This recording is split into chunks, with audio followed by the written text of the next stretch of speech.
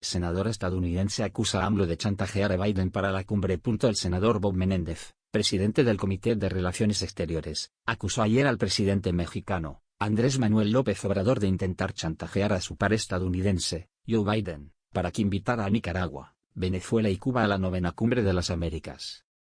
En vez de fortalecer la relación entre México y Estados Unidos después de 4 años del gobierno del presidente republicano Donald Trump, se puso del lado de dictadores y déspotas, aseguró. Más tarde, el secretario de Estado, Antony Blinken, tomó distancia de las afirmaciones del senador demócrata, y destacó que con el gobierno de México hemos tenido muchas conversaciones de muy buena fe. Menéndez dijo a la emisora MSNBC que México es una de las relaciones más importantes que tenemos en el hemisferio occidental. Tenemos una relación de vecinos y fuertes lazos culturales. Dicho eso, pienso que el presidente López Obrador, básicamente trató de chantajear al presidente Joe Biden para que invitara a la cumbre a naciones que no son democráticas, en referencia a Venezuela, Nicaragua y Cuba.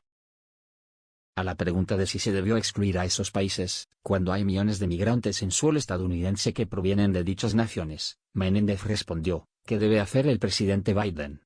¿Invitar a déspotas y dictadores que son quienes provocan esas olas de migrantes?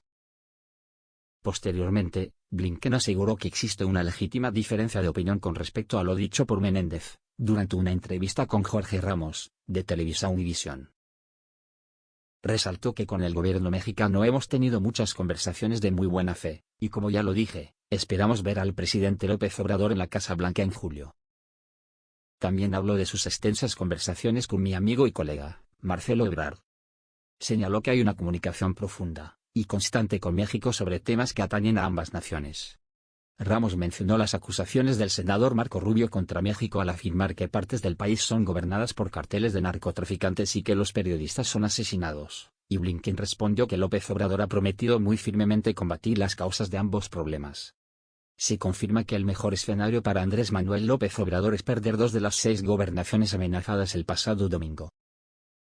Porque, a diferencia de su oponente, sabe aprovechar ese marcador. Por principio, ese resultado desmonta cualquier acusación que se le quiera hacer al presidente por el abuso de recursos públicos en que su gobierno y colaboradores hubieran incurrido durante las recientes campañas electorales.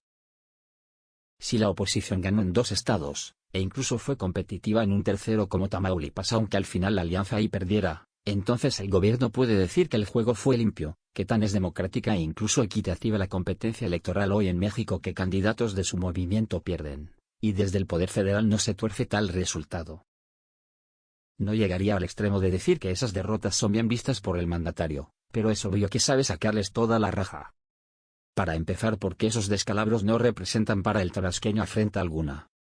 Con el debido respeto, Aguascalientes forma parte de un bajío rejego a la izquierda, y no reviste importancia estratégica, no tiene puertos, petróleo, litio, frontera, turismo en gran escala, etc., y de Durango se puede decir prácticamente lo mismo. Encima, Morena perdió donde antes había perdido el PRI. Así que le duele menos. Tras la derrota, AMLO habrá que revisar para corregir en padrones de programas sociales y en comunicación en el territorio, no quepa de ello la menor duda, a fin de cosechar más votos en 2024.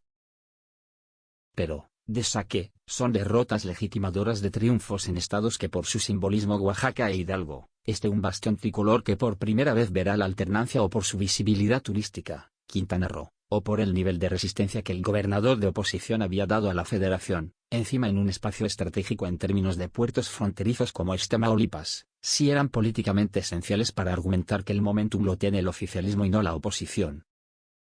Así que el 4-2 es un marcador que el presidente, estudioso de las encuestas como pocos, no solo ya había descontado, sino que utilizará para corregir y afianzar. Todo lo contrario con la oposición. Los aliancistas fueron rápidos para decir desde el domingo que sus 2 triunfos eran señal del éxito de su estrategia de unidad y que, por tanto, de cara a la elección presidencial, hay tiro.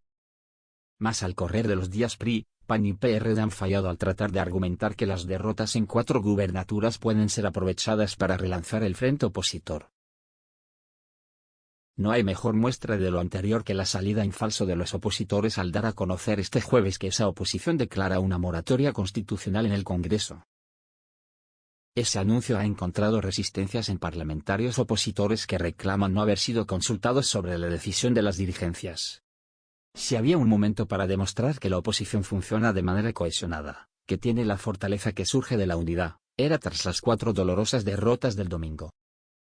En vez de ello, los líderes nacionales hicieron una declaración que rápidamente fue repelida desde el Senado de la República, donde voces legislativas de la oposición reclamaron no solo el no haber sido consultados, sino la pertinencia de la decisión misma. La alianza busca que haya tiro, y AMLO es el más contento por eso.